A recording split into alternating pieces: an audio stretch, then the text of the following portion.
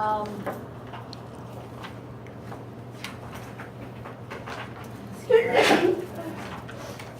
need to figure out what I need to do so that y'all are understanding the material a little better.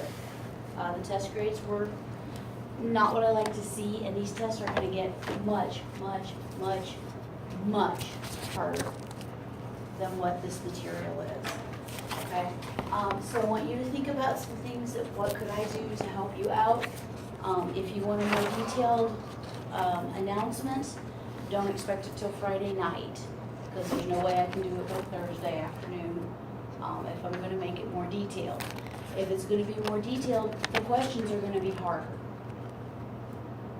Okay, I mean, that's the trade-off you're gonna get. There's always a give-get for things, and it's if I'm going to put more work into making more detailed review for you, then I'm going to expect you to study in significantly more detail, okay? If you want to have a review on Thursday where I go back and basically go back over everything I've already taught that week, which I can do, that's fine. You need to tell me what are we cutting out in replacement of it. And the only thing I can think of is cell review. And I will tell you that is the one thing that every student in every past class has said they want more of. Again, there is resources, and we have to balance out what we have. So if you want a more in-depth review on Thursdays, I can do it, and I absolutely will do so. But that also means that I've got to give something up, because there's just, and I've done that in years past, but I had kind of slid back on it to include more cell review to make diffs a little easier. So we've got to figure out what to balance out, what you want to do. And I don't care, I want you guys to succeed. That is the point. But I want you to get to the boards and be able to pass the boards as well, okay? And the questions on the boards, we actually have a review test that we built. Actually, Patricia can tell you about the review test, because the next intern did another 500 or so, I don't know, tons. But all of the questions from the board of review book and all of the questions from the HAR book were put into a random generator, test generator. And we kind of found out through the last semesters, if you can get about a 60 or a 70 on that, you can, yeah, so when people start taking it, they're like, oh my God, I'm feeling, no, you're actually doing really good, because those are all the hard questions. Okay, so we've tried to give you some study stuff, but for tomorrow, I want you guys to think amongst yourselves, talk amongst yourselves, I don't care, but give me some ideas for what needs to be done, or what you need, or what I can do differently, okay? I want you to succeed, and obviously what I'm doing isn't working, and that's okay. I don't take it personally, all right? If I did take it personally, I'd let y'all down, wouldn't I? And I do care very, very much. So I need to know how I need to adjust my teaching style to the new generation, I guess. I don't know. I don't want to turn into one of those old fuddy-duddy teachers. We've always done it this way, and y'all just got to figure out what you're doing, okay? Help me help you, all right? And some of you did fantastic, okay? So talk to the ones who did well and ask them what they did that helped, okay? And like I said, it's not abysmal. I've actually seen significantly worse. So, you know, none of you are flunking at this point. I can't make it. We'll get you through it, okay? But I need to know what I need to do to help get you through it, okay? But like I said, for everything, there's a give-get. So, like, and I'm willing to do whatever I need to do, okay? I know I'm busy, but so are you. You guys have lives, you have jobs, you have children, you have mothers, you have fathers, you have husbands, wives, girlfriends, dogs, cats, you know, everybody has things going on in their life, and I'm willing to give up my time. I don't mind. That's what I do. This is my hobby. Did y'all know that? Isn't that a sad state of affairs? This is my hobby. I love to teach. I love what I do for a job, and I love to teach people about what I do for a job. This is my hobby. Now, the fact that it pays is a nice bonus, mind you. But I do this because I love to do this. Okay, it's why I put in the time I do, why I'm here when I'm here. So help me help you, okay? That's all I'm asking. Right? And if you don't want to say it out loud in class, send me an email. And if you don't want to talk to me about it, send me an email. Okay? But try and come up with some solutions that we can use. You are not getting the test back today. I'm still trying to decide what I'm going to do on a couple of these. Okay. Okay. So back to where we were yesterday. Myeloproliferative neoplasms. You should use smaller words, Diane. That's what you should do. Okay. Myeloproliferative neoplasms. We talked briefly about how mostly our WHO classifications, and pretty much anything in these black and white boxes is the WHO classification. Okay. When I went to the talk on, I actually flew out to California. It was kind of nice. Spent a weekend just listening to the guy talk about this. I learned so much, and he gave us the PowerPoints and said, "Please use and abuse them." So I did. Okay. Since there's no sense recreating the wheel. So basically we talked about how WHO has them classified based on genetic abnormalities. So we've got our BCR-ABL, our JAK2s. I don't know, if anyone can come up with a good mnemonic for the PDGs, let me know. Okay. So individually we're going to go through each of these disease states. The overview of CML, and this occurs quite frequently, it occurs in mostly adults. Okay? And by mostly, we're talking well over 90% of cases are adults. This is not something we're going to see in children. For some reason, it is more common in women, although it is not sex-linked in any way. There's no association with the X chromosome or anything. I think it's more just a statistical thing.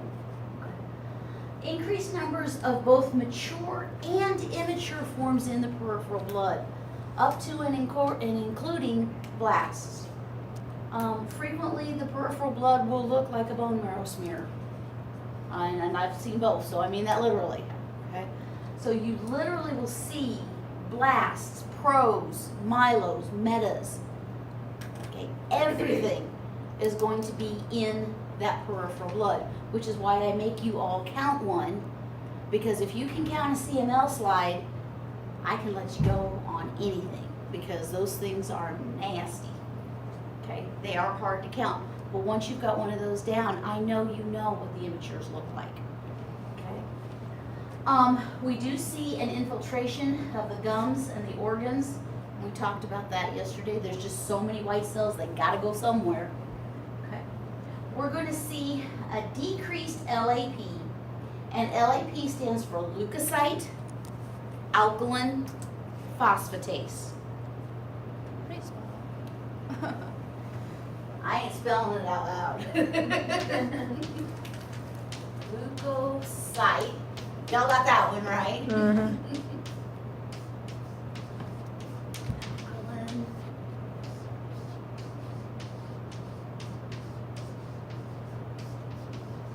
There we go.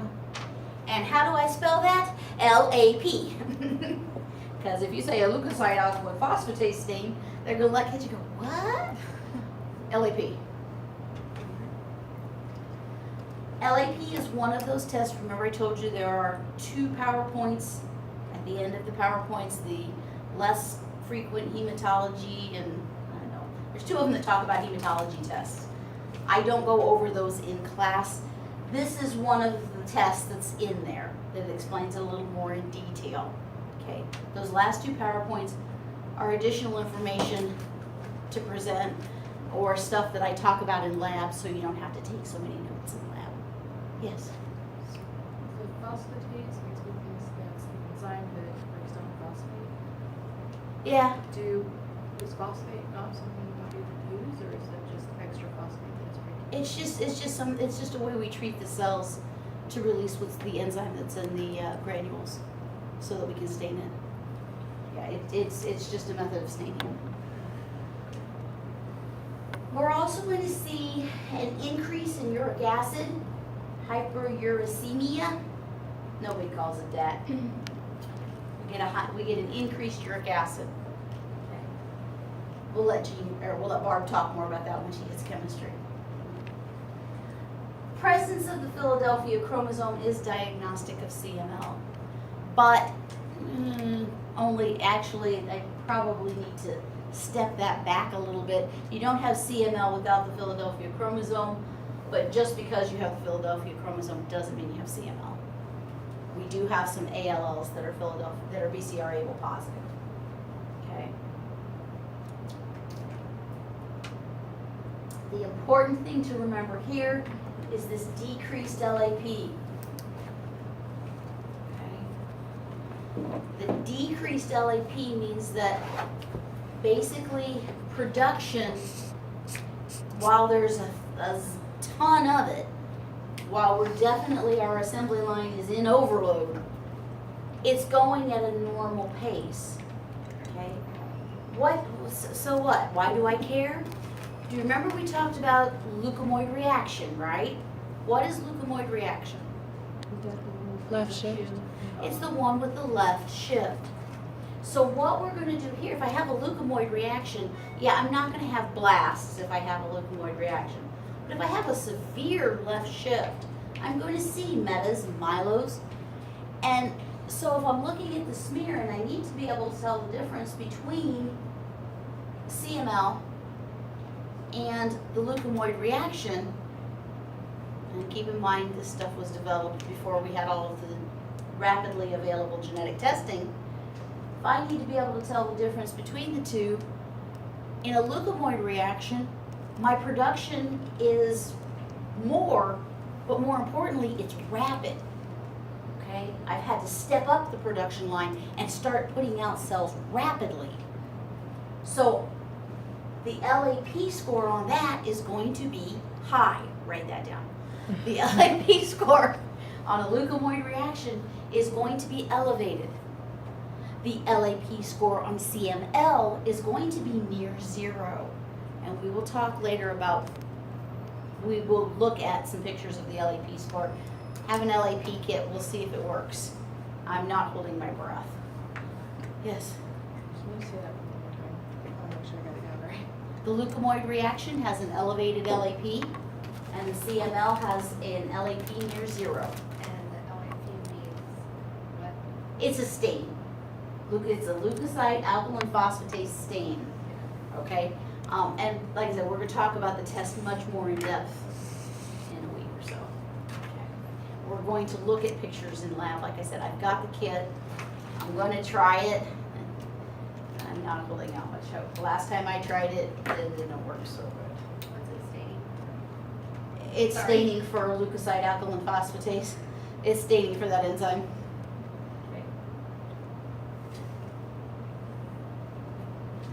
Okay, CML. We have a couple of phases. The first is the chronic phase. We have less than 5% blasts in the bone marrow or in the peripheral blood. We're going to see moderately elevated white counts and platelet counts. I'm going to see white counts in the 30 to 50 range. Okay. Anything under 20, we really don't count that as elevated. That can be sporadic. So Okay. you said, what was The chronic phase, we're going to have less than 5% blast. Our moderately elevated white count, we're going to be looking at things in the 30 to 50 range. Okay? And again, as with so much stuff, it's not like poof, here's a stage, and poof, there you are. This is a continuum. So, you know, sort of like, here's a toddler. When does a toddler become a young child? When does a young child become a preteen? When does a preteen become a teenager? When do teenagers become adults, if ever? Okay, so it's a continuum. It's not like suddenly, boom, you're an adult.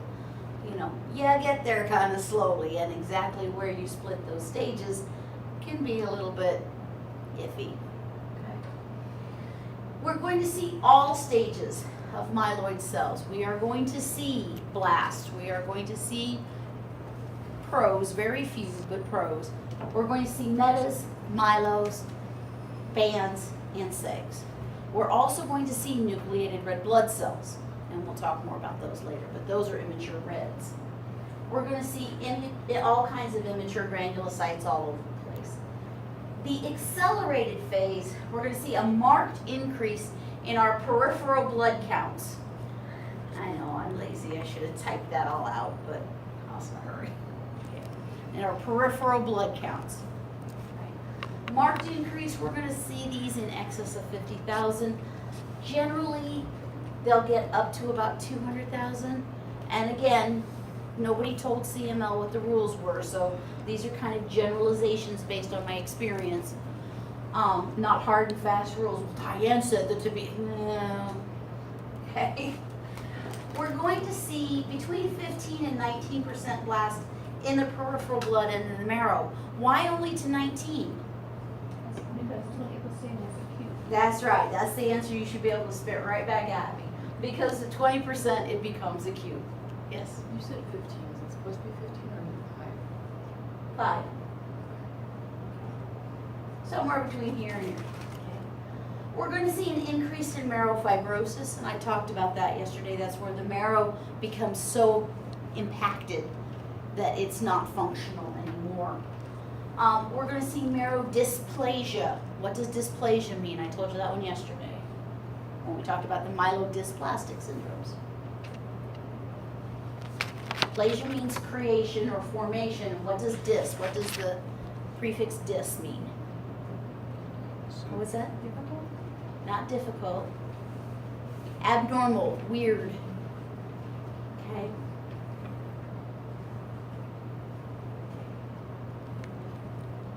Blast phase, blast crisis.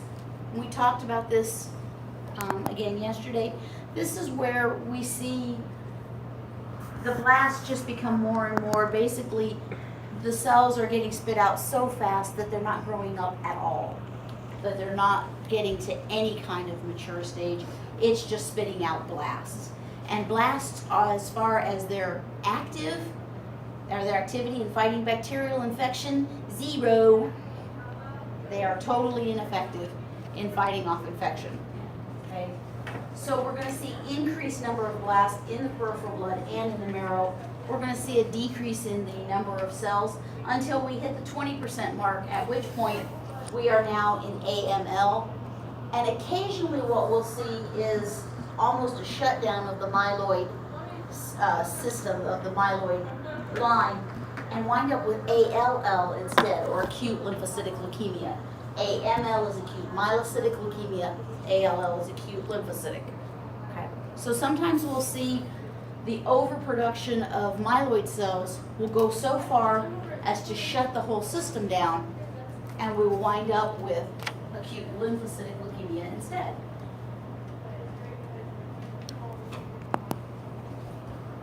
Okay. Totally lost yet? Good, because we're going to keep going. Polycythemia vera.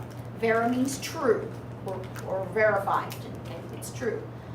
This is an actual disease. This is a genetic disease. This is something that is not an artifact. And did we talk about? Yes, we talked about secondary polycythemia there. It's an elevated production of normal cells, where CML is almost exclusively the white cells. We do see platelets and nervies, but for the most part, that's the leukocytes. Polycythemia, we don't see the huge counts. They won't get to the 30-50 range. Here, they're just slightly elevated. Okay, we will see a persistence, and persistence is important right there. If I have a sporadic elevated count, I don't care. It's when it's persistently elevated and I can't get it to go down. Okay, I test it, I bring you back in a week and I test it again. Okay. I'm going to have a slight white cell elevation in the 12 to 20 range, but you're always going to be in that range. My platelets are going to be somewhere over 400, and I'm definitively going to see an elevated red cell parameters. For For the most part, they tend to be normocytic, normochromic. So all of your indices are usually fairly normal. These are normal cells. I don't see a left shift, I don't see bands, metas, mylos, obviously these things can do whatever they want, but for the most part, it's not immature cells, there's just a lot of normal cells. I'm going to see an increased LAP.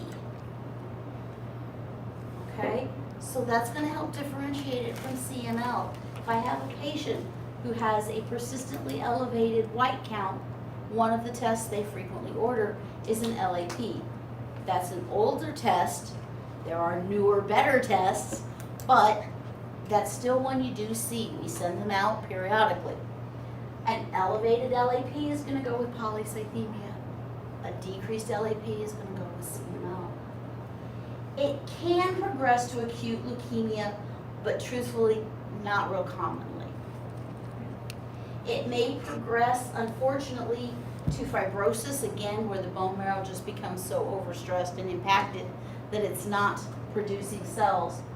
Splenomegaly, what's splenomegaly? Increase the spleen. Enlarged spleen. And, ironically, we can go from having too many cells, which is what polycythemia means, many cells in the blood. Again, break these words down and they really aren't that impressive. Shh, don't tell anybody, we sound smart when we say big words. Okay, but many cells in the blood actually winds up becoming an anemic condition, which is a lack of cells in the blood. How does that end up happening? Pardon? How does that end up happening? What happens is again, think of your bone marrow as a production line, okay? It gets so busy that it winds up getting impacted. It winds up getting fibrotic, where the tissues that's there is no longer hematopoietic. It's not creating new cells. So as that fibrosis spreads, you have less and less space in the marrow that's producing cells to where it winds up going the other direction. Okay. It just poops out. That's what I say. It Gotcha. poops out. Okay. Yes. Is there a cure for that, for doing anything? Yeah, we're gonna talk about it. How do we treat it? Well, this is one of the times it's a good thing to be a woman. Because once a month, takes care of it. Guys, we gotta get you with a needle. And postmenopausal women. What we actually treat this with is therapeutic phlebotomy. They come in, we stick a needle in your arm, and we suck a unit off. That's how we treat it, for now. Yes? But fixing the marrow, so we impact the marrow, how does, Well, we don't fix the disease, we just treat the symptom. And the problem with an elevated blood count is you get high blood pressure, you get headaches and everything else. So we treat the symptoms by alleviating some of the pressure by pulling some of the blood off. Yes? So a woman with that would have an extremely heavy period. No, it wouldn't affect that at all. So I don't think you need No, you don't use a unit, but you lose a little bit each month, whereas with the therapeutics, they come in less often. Oh. Okay. And it depends on the severity of the disease. Yeah. Okay. I would rather have the needle. And yet some females do have to come in and have a unit taken off if it's disease. Okay, secondary polycythemia. I talk about this here because I don't really know where else it fits, but we see a lot of this.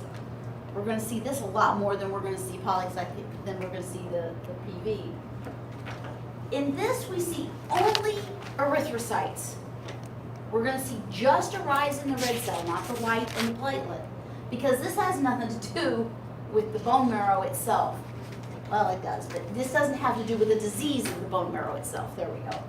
All right. It's caused by an ineffective pulmonary, which is what? Lungs, or circulation, bad heart.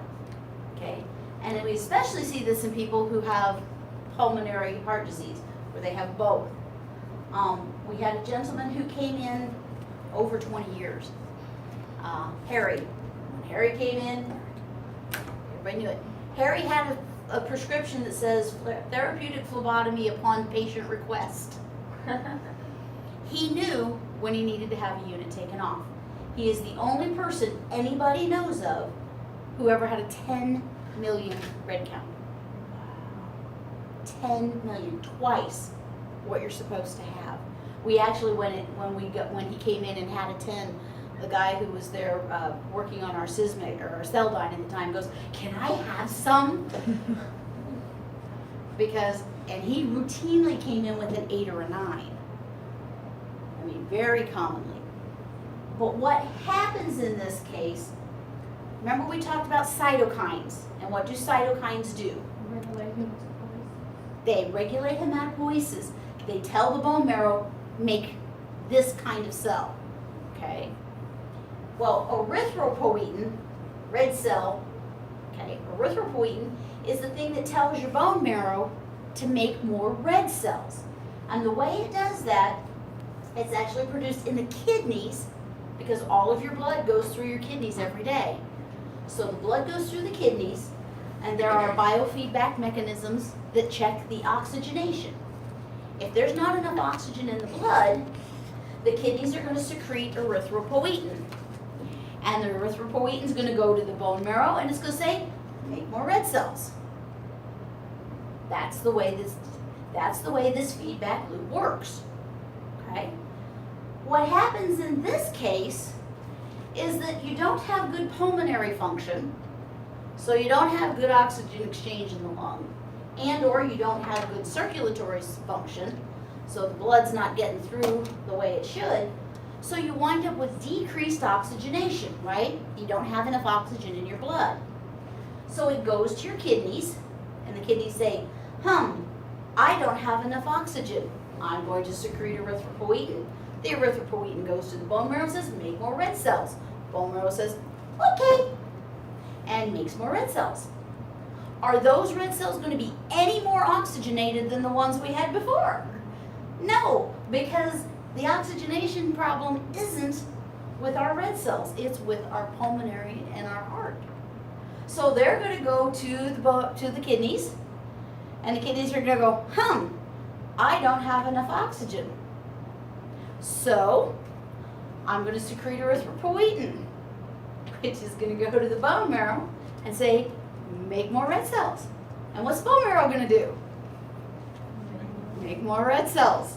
Are they going to be in any better shape than the ones they made before? So it's a feedback cycle. What happens, Harry must have had the best bone marrow ever in the whole universe, because boy, he could kick them cells out. Okay? What does it feel like? I mean, how did he know? What does it feel like? How did he know? He would have severe headaches, because think about a tube of blood. Right? His crits were usually between 70 and 80. So a normal tube of blood, you've seen them after they've settled out, normal tube of blood is going to be somewhere between about 30 and 50, just as a generalization. So imagine pumping something that is twice that viscous. So his heart had a hard time pumping it.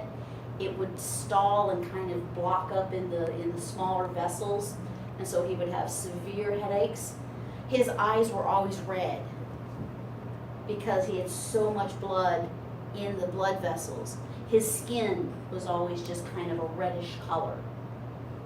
But he knew he needed therapeutic phlebotomy when he started having severe headaches.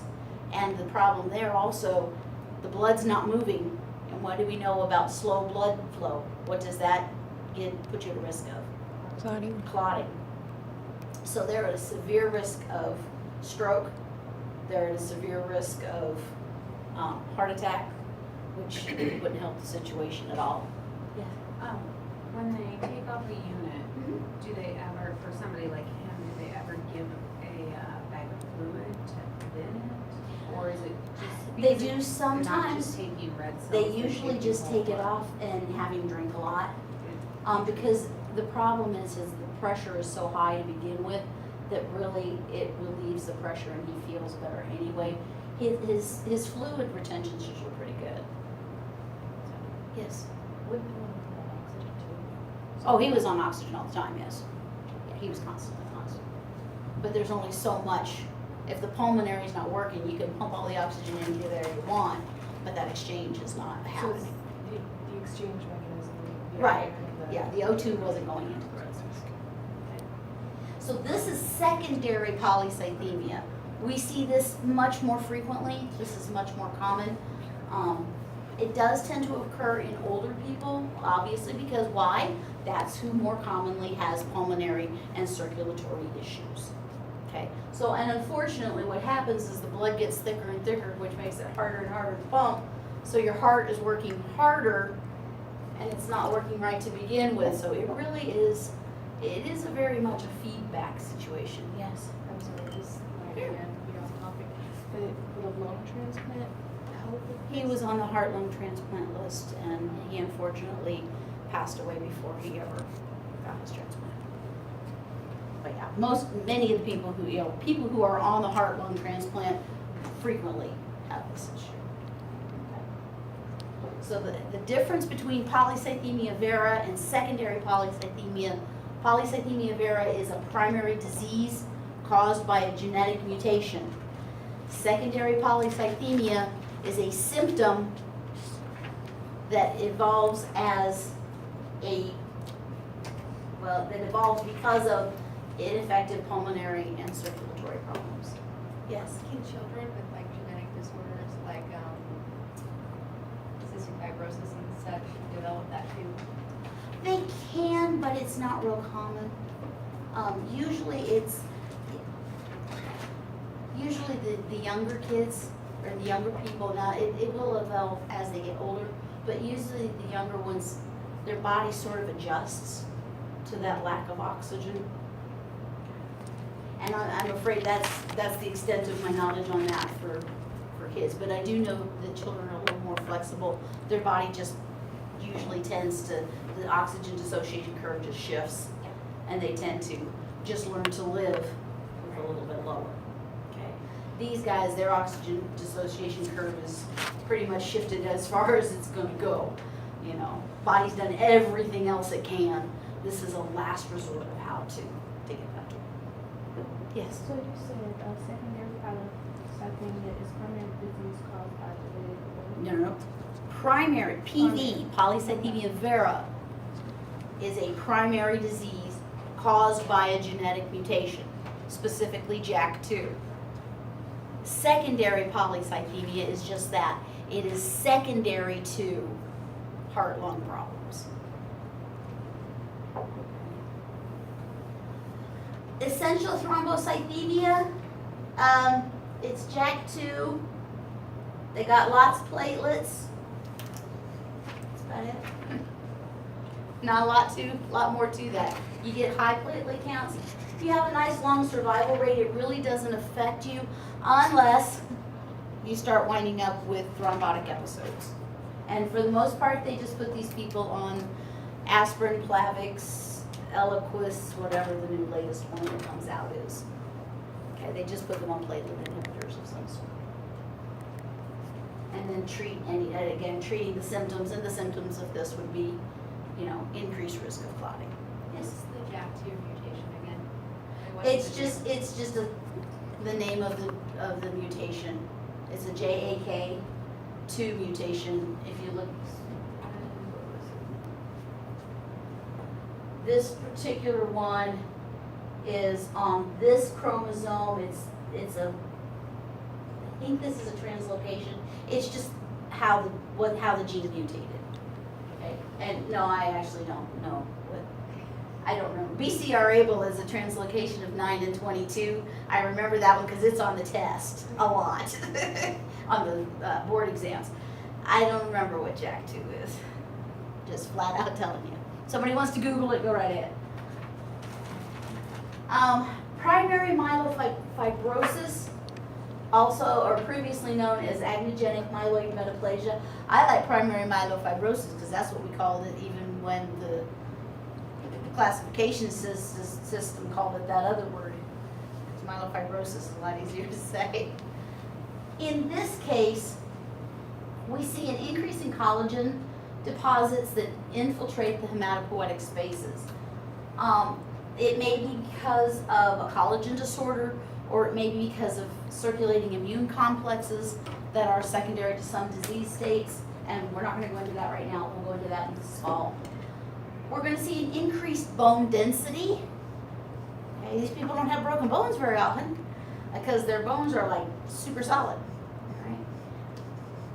we're going to see osteosclerosis and sinusoidal expansion. Huh? All of the available spaces are going to get filled up with this fibrotic tissue. Okay? We will see an increased megakaryocytes, erythroblasts in the bone marrow, and myeloblasts. I thought I had all of these stupid typos taken care of. All right, we're going to see a myeloid hyperplasia and pleomorphic megakaryocytes. Okay, first of all, what's a myeloid hyperplasia? What's myeloid? The Anything that's not lymphoid, Yeah. right? gym What's a hyperplasia? increase. Increased production. What's pleomorphic megakaryocytes? Okay, morphic is shape, huh? Give you that one. What's pleo? Abnormal? Many, Oh, different, varied. Okay, so we're gonna see weird looking megakaryocytes. You may see some immature forms in the peripheral blood, usually not till it's fairly well along the path. We will definitively see splenomegaly and hepatomegaly as the disease progresses towards the end, because if your bone marrow space is not making blood, something's got to. And we'll talk more about this when we talk about hematopoiesis, but we can have extramedullary hematopoiesis, and extramedullary just means outside the bone marrow. Okay, yes? You may see immature forms in peripheral blood. What exactly is that part of the megakaryocyte? I might see it, not the megakaryocyte. We would be seeing maybe some nucleated red blood cells. We might see a slight left shift with some metas, mylos, bands, things like that. Oh. Okay. Splenomegaly and hepatomegaly, again, the extramedullary hematopoiesis. Your liver and your spleen are going to try and make some blood cells, because otherwise you're dead. So they're like, well, I don't do this real good, but I guess I'll give it a shot, kind of thing. So since they're working harder, they're going to swell. About 50% of these cases have the JAK2 mutation, not all of them. It's not really even the majority of them.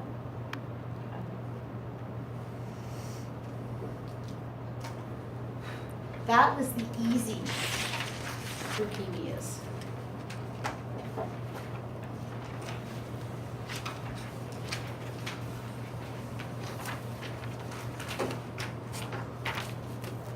All right, acute.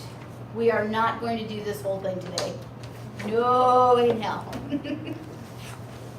But I'd like to get some of it done so we don't have to do this whole thing tomorrow. All right, what's the difference between an acute and a chronic leukemia? Or precursor and mature? Was it? Nah, what, I need a definitive diagnosis. How do I differentiate acute and chronic? Blasts. Blasts are greater than 20%, okay? Precursor or acute myeloid neoplasms. These tend to be most common in children less than a year old. And these acute myeloids are not very common. Okay, we don't see near as much acute myeloid as we see acute lymphoid. The exception being if it has progressed from chronic. Okay. It is most common in adults greater than 40 years old. And like I said, a lot of times it is a result of having had a chronic one that has now progressed. It is rapidly fatal if it is not treated. Blasts are not immunologically functional. Okay? Blasts do not go out and kill bacteria. SEGs go out and kill bacteria. Only do grown-ups do. The kids can't help. Okay? We're going to see a decreased production of normal cells in the bone marrow because it's going to be, put over to doing nothing but churning out these abnormal blasts. Okay? These abnormal amount of blasts. Blasts themselves may be perfectly normal. It's just you're not supposed to have that many of them. Okay. White count We frequently will see white counts that are anywhere from normal up to about 30. Okay, it's not going to be super, super high. We're going to see myeloblast in about 90% of the patients. We're going to see it on their slide. There is a rare AML out there that it is only in the bone marrow that we see the peripheral blasts, but in 90% of the cases, we're going to see that on the peripheral blood smear. As a matter of fact, if this count gets high enough in the peripheral smear, because cytogenetics and immunophenotyping, or flow cell immunophenotyping, can be done on anything that has a high enough white count, we frequently will send it just as the peripheral blood instead of putting the patient through a bone marrow. We may see anemia, thrombocytopenia, and neutropenia. Basically, the blasts are the only thing that's going to be produced. So all of the other cells that we're normally making, we don't see those. We will see pallor. What's pallor? Color. You're pale. You're really, really pale. Fatigue. I love fatigue. Is in everything. We're all fatigued. We all have anemia, right? We're going to see bruising, bleeding, and infections. Why? Well, we're going to bruise because we don't have platelets. We're going to bleed because we don't have platelets. And we're going to get infections because we don't have working white cells. Okay, so just common sense, think about what your cells do. We can see patients who go into DIC. Not real common, but except with one particular one. We'll see bone, joint pain, splenomegaly. We are not going to see a lymph node enlargement. And why is that important? Because if we are dealing with lymphocytic, we will frequently see involvement of the lymph nodes. We will, once in a while, you'll actually see the leukemia spread to the spinal column. CNS is central nervous system involvement. So once in a while, it gets bad enough that it actually gets into your brain.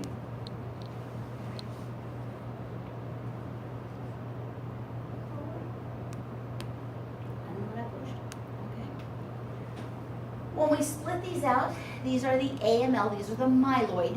Yes? How's it treated? We're going to get to that. Okay, that's got a whole bunch of slides. We're going to get myeloids. The AMLs, we get AML with recurrent genetic abnormalities. Okay. AML with myelodysplastic related changes. Okay. Therapy-related neoplasms of myeloid precursors, and AML-NOS. The AML-NOS is basically the old FAB classification. In other words, NOS stands for not otherwise specified, and that's something you really want to know for the future because frequently we'll get that as part of a diagnosis. NOS, you're not otherwise specified, especially in micro. Streptococcus, not otherwise specified. In other words, we didn't. It's a strep of some sort. We don't care exactly which one it is. All right.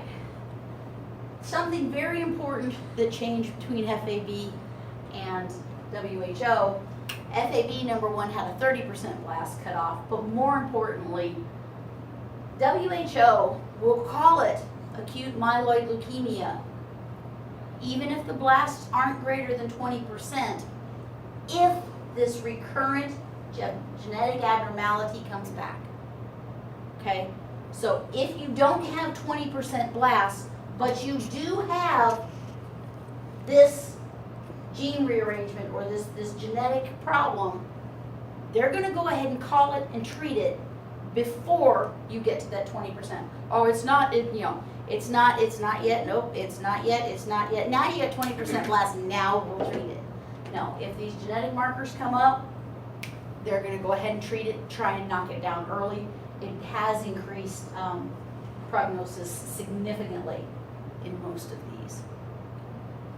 Do you need to remember all of the gene mutations? If you have a lot of time and you've got everything else down and you want to study all of the gene mutations, you go right ahead. The most common ones you're going to see on the board exam are JAK2 and BCR-ABL. If you can remember all of these, good for you. Again, where are you gonna put your time? This is not where I would put my time, okay, in learning all of these gene rearrangements.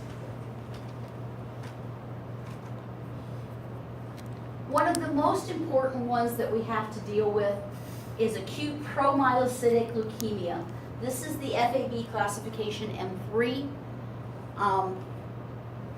It is rare, so I do usually remember that this one is rara because it's rare, but that's about the only gene mutation I have in my head.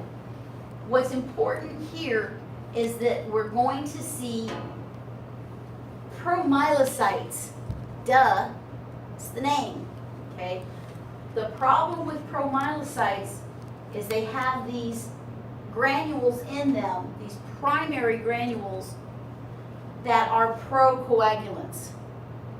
So DIC is a common problem with this type of leukemia. This is the absolute positively only genetic marker I can order stat. They will call somebody in the middle of the night, on a weekend, or on a holiday if I have somebody who has enough promyelocytes that I think they have promyelocytic leukemia. This is the only one you can get stat, because if you can diagnose it, you can save them. If they get into DIC or they start having bleeding problems, you're done.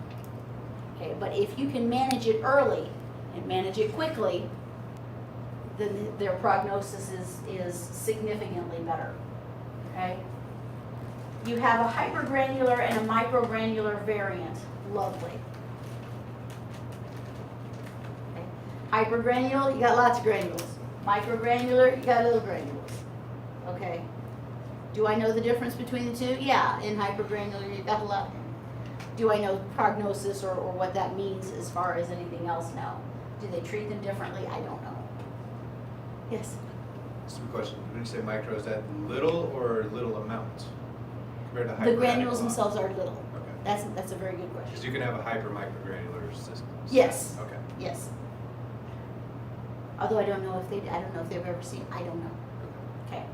In other words, this is probably not the important part of this, but you're right, yeah, it is microgranules that they're not, and that the microgranules do make a difference, because when I'm trying to recognize these as promyelocytes, if they're microgranular, that's gonna make them a lot morphologically much more difficult to ID.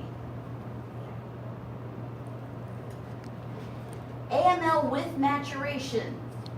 Okay, with maturation doesn't mean I went past the blast stage. It just means it's not at the stem cell stage, okay? These guys will be positive for CD34. They're going to be myeloperoxidase positive. Okay. We see some maturation of the line, but they still don't go as far as becoming pros. Okay, again, it's just like growing up. You know, you've got newborns, okay? And then you've got babies, okay? These aren't newborns, but they certainly aren't toddlers yet, okay? These are still very, very young cells. They are still blasts. But they do have some features that have started to mature.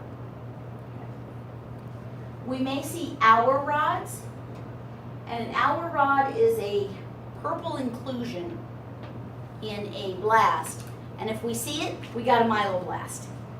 Can I have myeloblast without hour rods? Oh yeah, most of the time hour rods aren't real common. Okay. We also will see pseudo-Pelger-Hewitt cells. Who remembers what a Pelger-Hewitt cell looks like? The bilobed or pince-nez cells. Okay. Gosh, I wonder what AML with abnormal marrow eosinophilia looks like. Got lots of eosinophils. Some of these are pretty easy. Okay? We're going to see eosinophilic granules, and what happens here, we're going to see those eosinophilic granules not come up where they normally do, which is in the myelocytes. They're actually going to start spitting out and actually start developing in the promyelocytic stage. Okay? I'm not going to ever ask you the genetic marker for these things. And honestly, I'm probably not gonna ask you most of the immunophenotyping stuff at this point. Okay.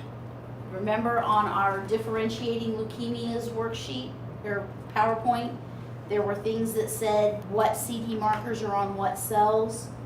For the next test, you need to know those. Okay? But they will be they probably will be part of another question. Okay? But you need to know those for the next test.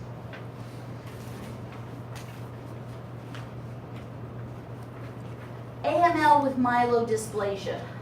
Okay. This one right here is what usually evolves from your from your CML or your myelodysplastic syndromes. Okay. We're going to see a multilineage dysplasia not related to therapy. In other words, you didn't have chemo for brain cancer or breast cancer that caused the leukemia. It's not that something they treated you with for your, I don't even know what other drug types do it, okay? We're generally gonna see this in the older age group. The prognosis is unfavorable. Once your CML starts to go into AML, you really, your life expectancy goes down significantly. I have seen patients come back out of it where they've been through blast crisis 3 or 4 times, but that's less common than somebody who goes into blast crisis. They might knock it down once, but after that, it just, every time it is sooner, there's a lesser period between CML and AML, and every time they knock it down, it just comes back faster and worse. Okay. On all of these AMLs, we're going to see CD34. Why? Because that's our blast marker. Probably going to see, was it 13 and 33 also are going to be on most of these for AML. Therapy related occurs most commonly about 5 years after your chemo or radiation therapy. Topoisomerase 2 inhibitors, this is a type of drug they give for chemo, and that one, if it's going to induce it, is going to induce it a lot faster. Okay, that one, it's more like a year or 5 years, a year to 5 years after that you see it, not 5 to 6 years later. It can lead to a dysplastic syndrome first. So in other words, we're going to have that therapy-related MDS that we talked about in the last PowerPoint. We're going to see cytopenia, everything. Our cells are going to drop. We're not going to have our normal cells. If we have the inhibitors dominant, it will see in this particular drug, we see a monocytic component. Okay, in other words, we're going to see monocytes instead of granulocytes. In most of our AMLs, we see granulocytic proliferation. In this particular one, we see a dominance of monocytics. Okay.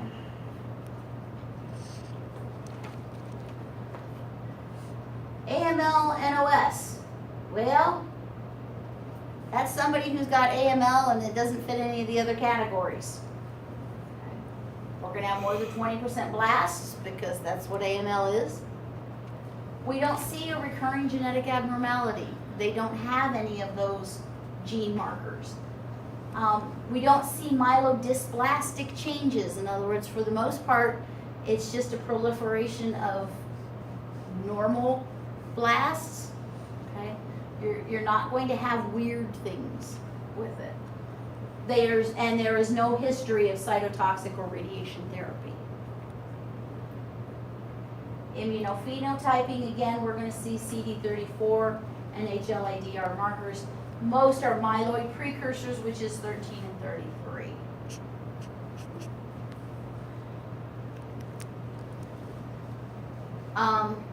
Myeloblastic M0. Yes, you are going to have to know M0, M1, M2, M3, M4. Okay, actually M3 has been reclassified. M0, M1, and M2 are all what we call myeloblastic leukemia. It's where you make out nothing but blasts. You're going to see, sometimes 90% of your cells are gonna be blasts. Again, this is minimally differentiated. Really, this is almost stem cell. Okay? These are those hematopoietic precursors or something just barely past those. We're not gonna see our CD34 marker on these guys. They aren't even old enough to have that yet. We're gonna see without maturation. In other words, they're a little, okay, these are preemies, these are newborns, these are babies. I find the analogy of growing up children to be very effective in teaching some of this. So these are minimally differentiated. They are really, really good. These have started to have some features.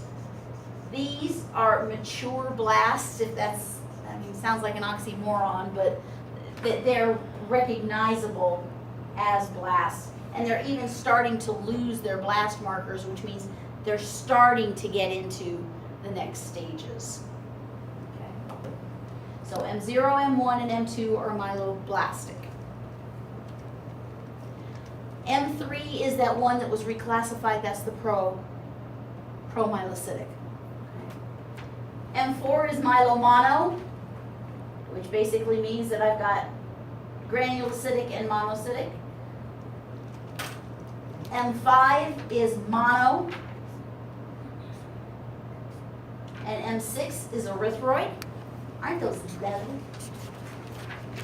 We're going to see erythroid precursor are going to take up more than 50% of our marrow.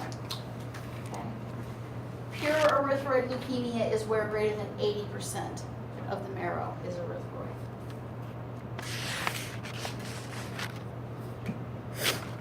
And acute megakaryoblast leukemia is M7. Honestly, this is very, very rare. About the only time they see this, it's a severely dysplastic megakaryocytic precursors. You get really weird looking platelet precursors. And this is associated with Down syndrome children. It's very, very rare. I have not, I mean, I had to go to the internet to find any kind of images. And I usually can find something on almost everything. But N6 and M7, you're never going to see them. And if you do, please remember me and send me slides. Acute basophilic leukemia just kind of makes sense, right? Lots of basophils. A myeloid sarcoma, I have to put this somewhere. It goes here better than anywhere else. What this is a solid tumor, and it is frequently basophilic. But myeloid sarcoma is a solid tumor of white cells. Most of the time when we're talking about myeloid neoplasias or myeloid neoplasms, we're talking about what they call a liquid tumor, to where it just kind of circulates through your body. This is a very weird disease, a very, very, very uncommon occurrence where the white cells actually form a solid tumor somewhere in the body. And it is not necessarily diffuse and spread through the body, but for some reason, it, in one little section, just becomes a cancerous growth. I think I'm done. How about you? I know this is a lot. How often will you see these things? CML, very common. When we start talking about CLL, really common. The acutes, you'll see a couple cases a year, depends on where you work. We have a fairly good oncology program, various places throughout the area. So if you go to an oncology lab, you're gonna see a lot of this. If you go to an oncology lab, please remember me send slides. But we will see these things. M6, M7, some of those are gonna be really rare. We're not gonna see them very often. But all of this stuff is stuff you're gonna see. Okay? This is not just, well, we're gonna teach you about it and you're never gonna see it again. Some of this you're gonna see on a fairly regular basis. And sometimes you're gonna be the first person to find it. sometimes you're gonna kind of have to be the one who pushes that somebody look at it. You need to be able to recognize that it's a blast and not a mono. We actually had a tech who reported out like 40% monos. They were blasts, all of them, every last one of them. It was 2 days before the pathologist looked at it. Patient was untreated for 2 extra days. And sometimes in these AML cases, that can be significant. So the patient should have been started on treatment that night. And there's no reason it wasn't, except that we had a tech screw up. Not good. Now techs do good things too. So sometimes we catch it before the doctors do. But you've got to know what these things look like. Do you have to be able to diagnose AML? No. You have to be able to recognize blasts? Yes. Okay. All right. I know, overwhelming.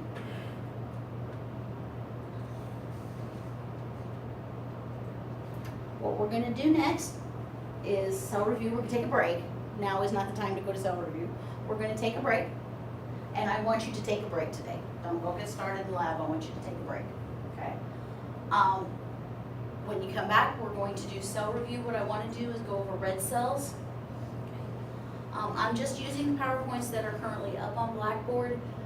Once we get through those, we'll just go through. I've got literally thousands of pictures. And probably what we'll do is once we've gone through them kind of very specifically, I'll just pull up pictures and we'll just go through a half a dozen pictures or a dozen pictures or however many we get through over the course of the next couple of weeks.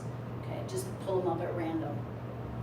I have everything from, I think I've got some malaria pictures, I've got sickle cell, I've got all kinds of red cells.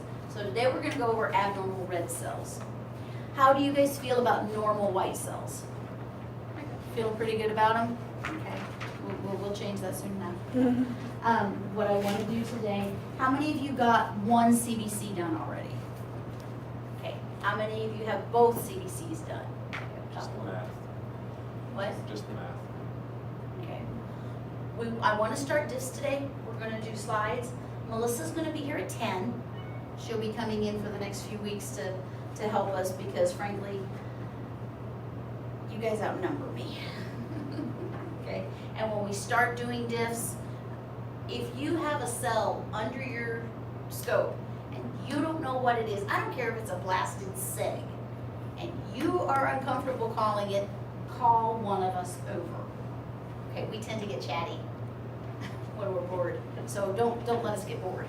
Okay, call us over for as many cells as you need. Do not hesitate.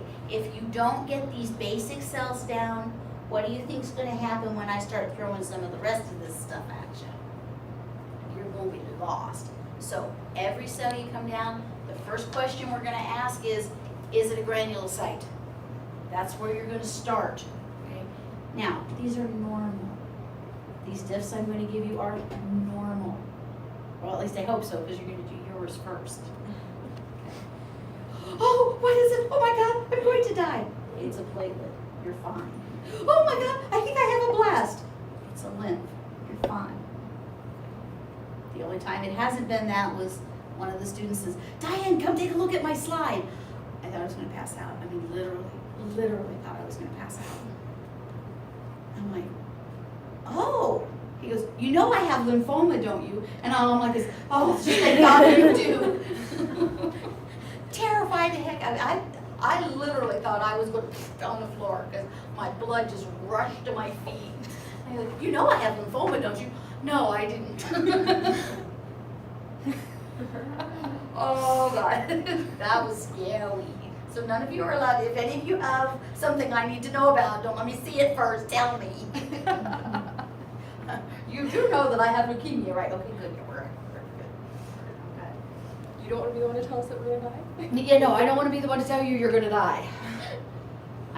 We did have a student one time who had a hematocrit, she had a hematocrit of like 19 when we did her spun credit for the MA, And I'm like, oh, we're gonna draw that again. And we're gonna run that again. I said, has your doctor told you you were anemic? She goes, no. I said, you've been feeling kind of tired? She goes, yeah. I said, you need to go see a doctor.